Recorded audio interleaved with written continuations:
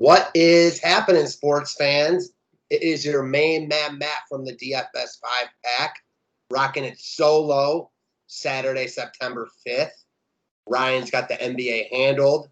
I got MLB. I'm ready to crush this. Before I hop into the slate, though, I'm going to shout out our partners Overlay because it's the best DFS site going right now. I've been playing over there a bunch. Go check them out. The jackpots are rising. They've got a couple new contests coming out soon, so stay tuned for that. When football comes out, Overlay is going to be the place to be. So go check them out if you haven't, overlaydfs.com. Let's break down this MLB slate. Let me screen share this.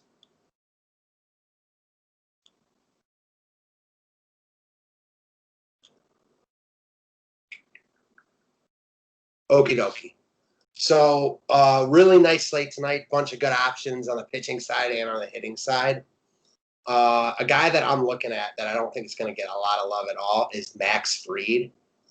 He's been spectacular this season. Right now, he's definitely in the top 3 for NL Cy Young. You know, Darvish's start last night might have pushed him over, might have bumped him over for the time being, but interested to see what Fried does tonight. I mean, simply put, he's just been awesome this year. He never really gets the love that he should. He has not dropped below 17 DK points since that first start of the year. Most of the times over 20. It's not a great spot against Washington, but it's not an awful spot either, especially if Juan Soto's out. I'm expecting him to be out. You got to like the spot a lot more for Fried if Soto's out, one of the best hitters in the majors. With guys like Giolito, Cole, you know, a couple cheaper guys getting a lot of love, I think Fried falls under the radar, and I'm not going to be surprised in the least if he's the top scoring pitcher on the night. If I'm making one cash lineup, not sure I use Fried, but in tournaments in my 3-entry max as of right now, I want a little bit of exposure. All right, moving on down. So a team that's team that you can definitely take a look at that I'm sure a lot of people are going to want exposure to is going to be the Yankees. They look good here. I'm still missing a bunch of their big boppers, Stanton, Judge, and Torres. But the guy that, you know, I think that we want here is going to be DJ LeMahieu, the ultimate cog in the machine. He's expensive at $5,200, but multiple ways to spend down on this slate. I'm going to bring up a guy that's pretty cheap that I like a lot. So no issue getting here. I think New York is in play as a stack. I think you can play these guys as one-offs. I want exposure to some Yankees tonight. They're in a great spot in a nice hitter's ballpark against a young lefty. All right, speaking of the cheap guys, so tough matchup for Kansas City against Giolito tonight, but I actually don't mind using a couple Royals here. They're really cheap. I think Giolito is bound to get hit a little bit in one of these starts coming up. And Kansas City's actually hitting the ball really hard. Haven't had a ton to show for it the past couple games, but they are right on the baseball, and I'm not going to be surprised if they get to Giolito a little bit here. That being said, even if he pitches really well, because he's pitched really well recently, including the no-hitter against Pittsburgh, I still like Mondesi as a one-off at 3,300. Finally broke through last night, had the longest hitless streak in the majors, was 0 for his last 21 before last night, had a couple RBI singles, stole a couple bases, and at 3,300, I mean, this is a guy that if he takes a walk and gets on base, he can, you know, pay off value right away. All right, so continuing on with our picks. A guy that's really hard not to look at today is going to be Ronald Acuna at 4,800. Hold on 1 second, guys. I got a spider in here. I need to get this. Oh, God, I hate spiders.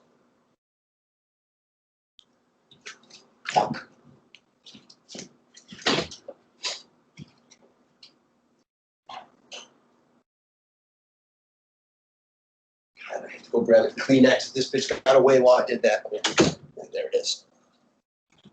Fuck you. All right.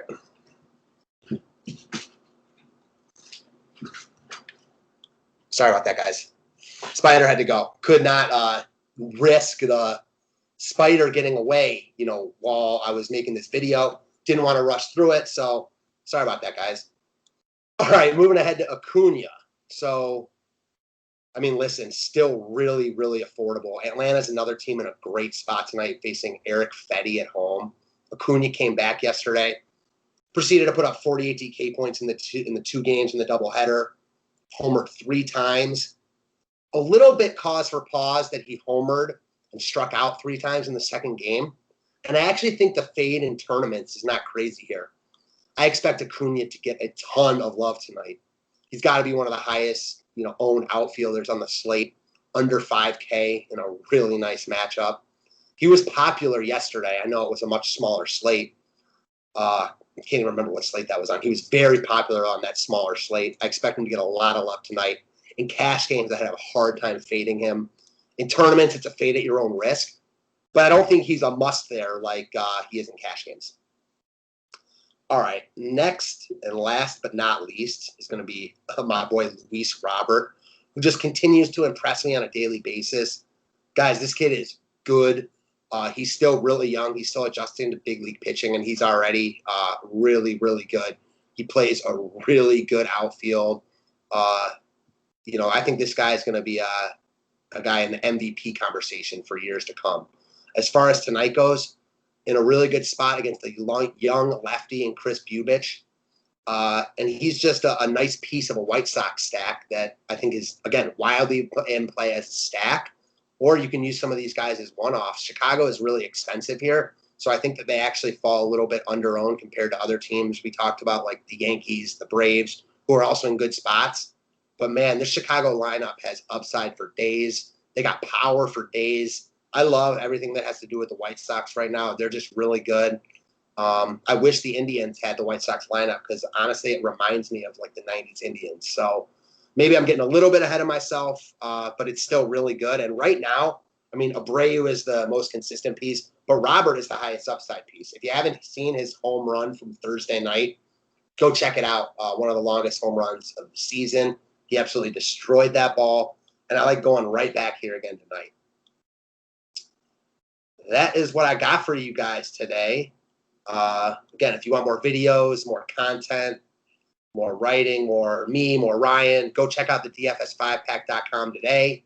In the meantime, also go check out Overlay DFS. We're crushing over there. We love what they're doing. And thanks, guys. Have a good weekend.